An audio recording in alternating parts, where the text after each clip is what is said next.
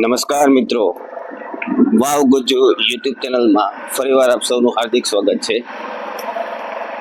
આજે ફરીવાર એક નવા સ્થળની મુલાકાત માટે છે આપણે જઈ રહ્યા છીએ.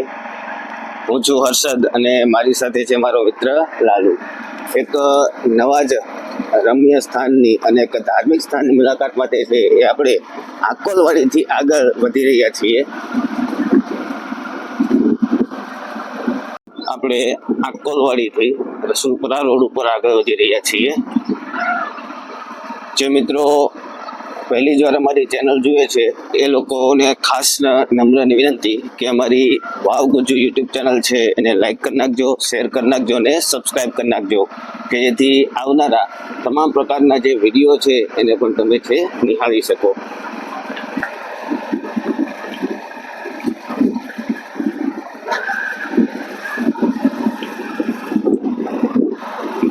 જોઈ શકો છો મિત્રો, ચારે તરફ માત્ર ને માત્ર હરિયાળી છે આપણને જોવા મળે છે. સુંદર મજાના આંબાના બગીચાઓ છે એ નજરે ચડે છે. અડદનું વાવેતર થયેલું છે, શેરડીનું વાવેતર થયેલું છે, નાળિયેરી પણ સુંદર રીતે છે એ હરખાઈ રહી છે. ગઈ રાત્રે જે વરસાદ પડેલો જેના કારણે અહીંયા નદીની અંદર છે એ પુષ્કળ પ્રમાણમાં છે એ નવા પાણીની આવક છે થયેલી છે.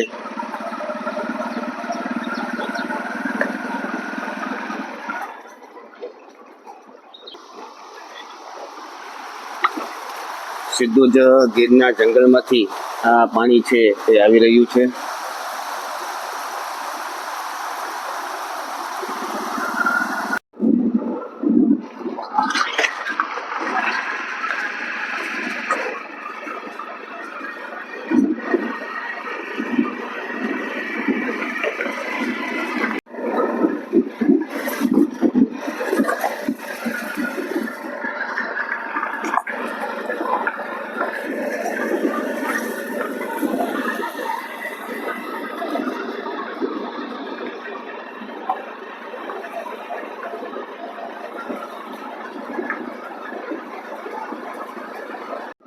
તો મિત્રો આપણે હવે જંગલના રસ્તા તરફ આગળ વધવાનું છે. જોકે રસ્તાની સ્થિતિ છે એ ચોમાસાના કારણે, વરસાદના કારણે છે એ થોડીક વધારે ભયંકર છે. તેમ છતાં દર વખતની જેમ આ વખતે પણ અમે આ મુસીબતનો સામનો કરી અને એક નવી જગ્યા સુધી છે એ તમને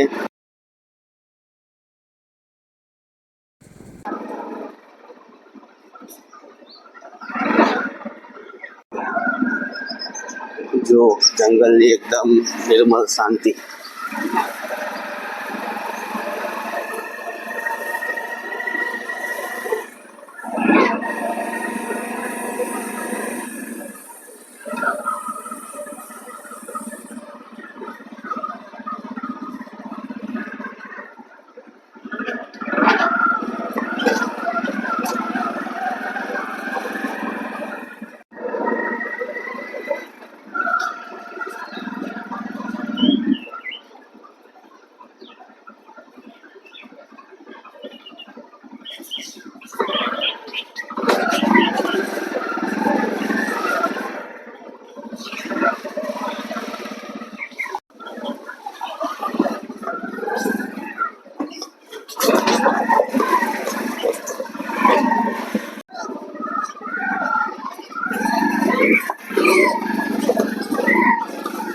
જોઈ શકો છો મિત્રો, એ જંગલની અંદર આગળ વધી રહ્યા છીએ.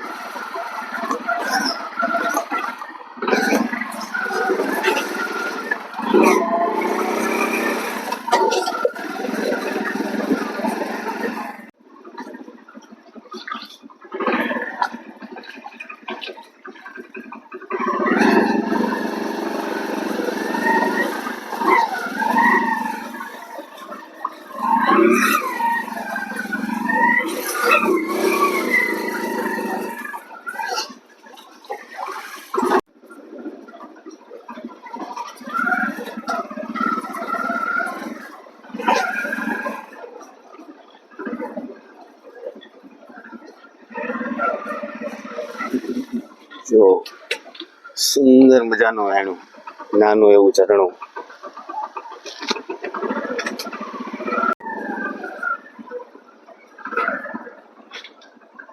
શ્રી પાંડેશ્વર મહાદેવ, આ જગ્યાની મુલાકાત માટે જવાનું છે આપણે.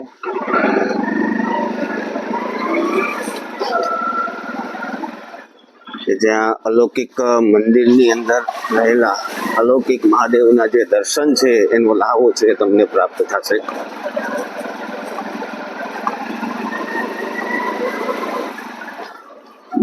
તો મિત્રો આપણે પહોંચી ગયા છીએ ગીરના જંગલની અંદર આવેલું પાંડેશ્વર મહાદેવનું જે મંદિર છે ત્યાં. ચાલો આપણે મંદિરના છે એ ગર્ભગૃહની અંદર જઈ અને દર્શન કરીએ.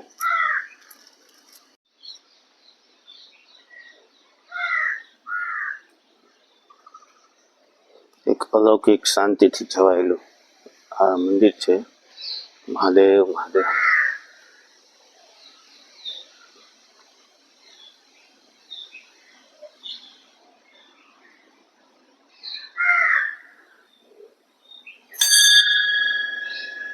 જય ભોળિયાનાથ, હર હર મહાદેવ, ઓમ નમઃ શિવાય, નમઃ શિવાય.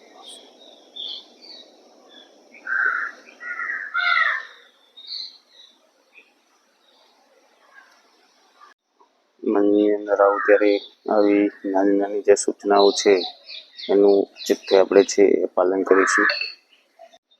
અહીંનો આ યજ્ઞ હવન કુંડ છે.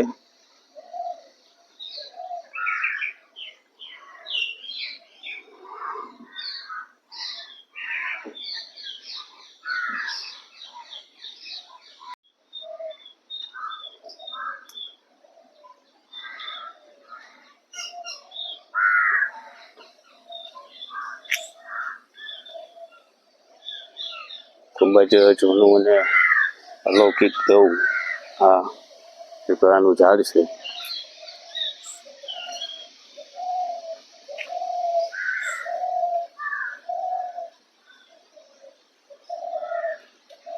કાલ રક્ષક હનુમાનજી મહારાજ જે અહીંયા શોભાયમાન છે.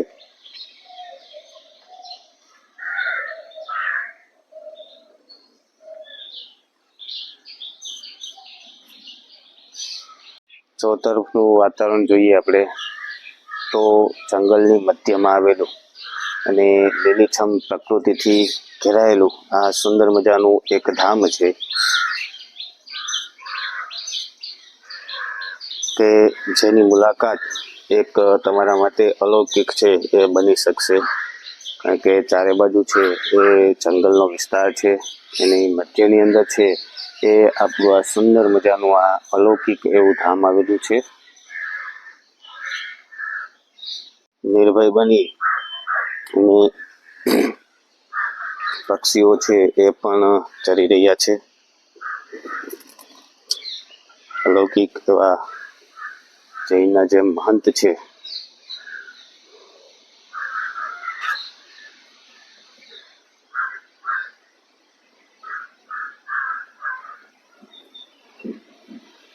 એની બાજુમાં છે એ ભગવાન શિવનું એક નાનું મંદિર આવેલું છે.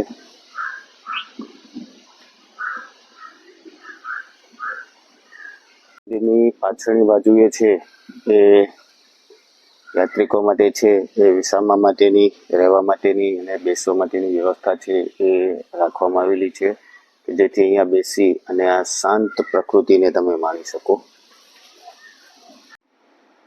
તો મિત્રો, અહીંના આશ્રમના જે મહંત છે એમની સાથે આપણે થોડી મુલાકાત કરીએ.